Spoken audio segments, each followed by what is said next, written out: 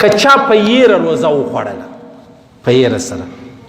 چې روزه یې وخوړله نو پروا نه لري روزه پسې پوره کړه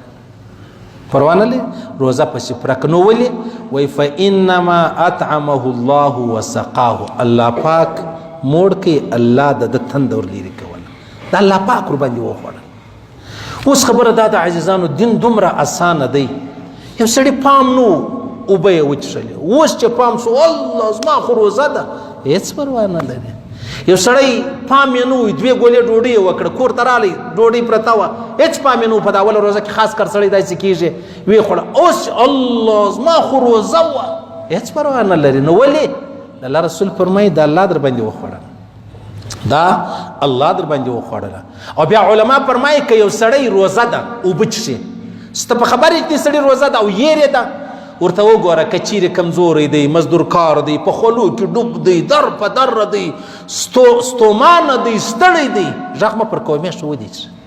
او که چیرې داسې و چې اوبو ته ضرورت نه در جوړو روغو پر کورو برابر ولو بیا یې اوبه څښلې غږ پر وکړه تا روزه نه ده زما روزه ده پروا نه لري پر هغه باندې غږ مه کوه سبحان الله مسند حمیدي یو حدیث نقل کړی دی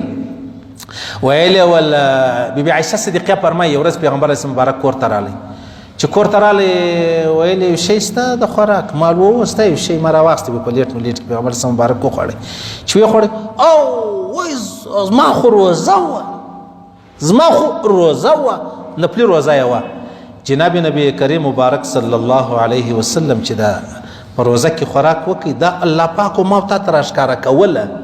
دا یې راښکاره کړه چې دا ما ستا سره احسان کړی دی وګورئ پیغمبر علیه السلام مبارک هم داسې سو ډېر خلک داسې شته هغه وایي یاره بس ما نو په یېره سره یو شی وخوړی بس نو ما ته دا روزه خوند نه راکوي د اختره بعد زه بله روزه راګرځوم ولې وایي دا خو نو پوره روزه نه سوله الله پاک د محمد رسول الله هغه ښکاره کړي چې پیغمبر علیه السلام مبارک هم داسې کله پیښه سوې ده هېڅ مشکل نه دی دا الله زموږ سره احسان وکړي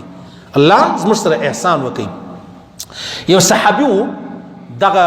زمیندار و مځکې اړوله نو د اسلام په اولو شپو کې د روزې حکم چې رالی بس ماخستن تا ته د ډوډۍ اجازه وه یا به در پیشلمي نه پرېوځې ویښ به یې تا ته اجازه وه مشکات حدیث نقل کړی دی